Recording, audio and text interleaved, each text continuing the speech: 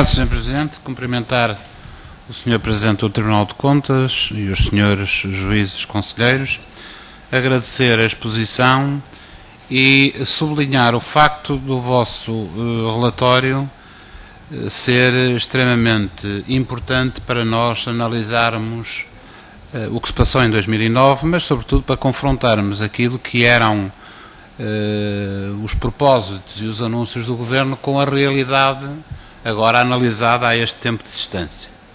De facto, do ponto de vista geral, eu julgo que há, do ponto de vista político, algumas ilações gerais que podem ser retiradas da análise deste relatório. Uma delas, naturalmente, aquela que foi alvo de confronto político muito vivo na altura e que era a de que se em 2009 a crise iria ou não atingir Portugal. Houve um momento em que o Governo dizia que não, depois corrigiu a mão e as contas mostram a forma como a crise atingiu de facto Portugal. Basta perceber que de uma previsão de crescimento de 0,6%, que era o que o Governo previa, se chegou a um déficit de 9,3% no final do ano, para nós termos a noção exata do que era a disposição à partida do Governo e o que foi a chegada no final do ano. A verdade, porém, é que há alguns elementos também centrais que aparecem sublinhados nesta conta. A primeira, já foi referida, a verdade sobre a ajuda especial sobre a crise. Não é novidade, mas na altura poucos diziam e sublinhavam que, de facto, boa parte dos 2,2 mil milhões de euros se destinavam a uma ajuda financeira e quase nada à ajuda ao emprego. O valor que vocês aqui evidenciam é uma coisa verdadeiramente avassaladora. 1% para o emprego. 1% para o emprego, 61% para ajudar a banca.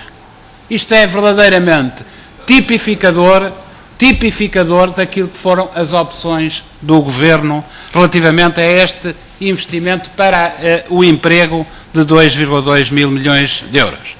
E também é verdade que, aparentemente, só um valor próximo de um quinto destas medidas é que tiveram efeitos orçamentais negativos, isto é, no aprofundamento do déficit. Isto é, o disparar do déficit não tem a ver com esta resposta à crise, com este volume de investimento para a crise, fosse ele para a banca, fosse ele para o emprego, já não é essa a discussão, mas de facto o disparar do déficit tem a ver com outros fatores que não apenas este. Tem, por exemplo, a ver com confirmações como esta que os senhores elucidam e que importa sublinhar aqui neste momento e que eu repesquei dos muitos que os senhores disseram hoje de manhã. Por exemplo, Portugal não soube sequer aproveitar 99 milhões de euros de ajudas à agricultura do terceiro quadro comunitário de apoio que devolveu. Ora, num ano de crise, perder 100 milhões de euros de barato, como os senhores elucidam e mostram, para além de outros, para além das execuções miseráveis do CREM e dos outros fundos comunitários, naturalmente isto é verdadeiramente elucidativo e confirma que, de facto, uma coisa é a ilusão, uma coisa é a retórica política, outra coisa é, 2 anos depois, nós percebermos o que é que aconteceu. É pena, deixem-me desabafar, que muita gente valoriza a retórica, valoriza a propaganda, valoriza o imediatismo e despreza aquilo que é a análise serena, objetiva e rigorosa dos efeitos que agora vêm ao de cima, como o azeite vem ao de cima. Naturalmente que eu vou ter algumas perguntas, e são bastantes agora, para colocar na especialidade, e que farei nestes 3 minutos parcos que me sobram e nos outros que se seguirão.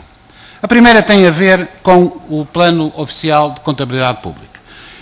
Eu registro e sublinho a disponibilidade do Tribunal para fazer o que anuncia fazer-se, mas devo dizer, professor Guilherme Oliveira Martins, ainda bem, porque, na minha opinião, eu já vos estou a ouvir dizer isto e a registar esta insuficiência, lentidão, passividade de cumprimento das regras por parte da administração pública há tanto tempo que mais vale tarde que nunca. Espero é que essa disponibilidade ou essa intenção de aplicar poderes sancionatórios não venha já tarde. Faça quê? Faça ao horizonte de 2012. Espero, desejo e apoiarei tudo o que o Tribunal de Contas faça em todos os planos, incluindo o sancionatório, para que isso seja alcançado. Receio é que esta disponibilidade venha já tarde no tempo para cumprir uma meta que já devia estar cumprida há muito tempo, e aí estamos inteiramente de acordo. Uma outra questão tem a ver com a despesa fiscal. Já foram aqui colocadas. É irrecusável quando os senhores falam em um contribuinte, a pergunta inevitável é saber qual é o um. Qual é o um? Eu, por acaso, no regime da interioridade, até sou capaz de suspeitar quem é o beneficiário. Se pensarmos que Sines é um dos concelhos que está ao abrigo do regime da interioridade, e se nós pensarmos qual é a grande empresa que está sediada em Sines, não é difícil de chegar a quem é o único beneficiário do regime de interioridade que beneficia destas questões, deste benefício. Mas eu não queria entrar por aí, queria colocar-vos outras questões relativas à despesa fiscal. Uma delas tem a ver com, de facto, a contabilização de benefícios fiscais. Eu não consigo entender, confesso, como é que é possível nos sucessivos relatórios do Orçamento de Estado, por exemplo, benefícios fiscais, como tal assumidos pelo Governo na Zona Franca da Madeira, rondarem sistematicamente os 1.000 milhões de euros, e relativamente a este ano isso sucedia, e depois, naturalmente, na arrumação da conta, vir evidenciada uma despesa fiscal em IRC tão pequena. É porque, naturalmente, está fora disto os reportes, estão fora disto as SGPS, como vocês bem dizem, e outros, mas a verdade é que nós precisávamos de medidas concretas, recomendatórias, que os senhores impusessem nesta parte ao Governo, para que de facto percebêssemos exatamente qual é o volume de despesa fiscal, que não é apenas este valor que vocês aqui evidenciam, total de pouco mais de 1.100 milhões, mas a verdade é que é um valor muito superior, e eu achava que era uma área em que os senhores deveriam efetivamente atuar de uma forma clara.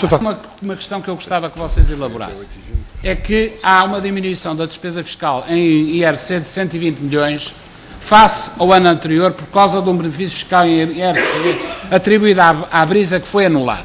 Mas depois dizem que foi alvo de uma decisão que não passou pela Assembleia. Eu gostava de perceber qual é a ilegalidade que está por trás disto e se o Tribunal de Contas não atua ou não pode atuar perante uma ilegalidade deste tipo.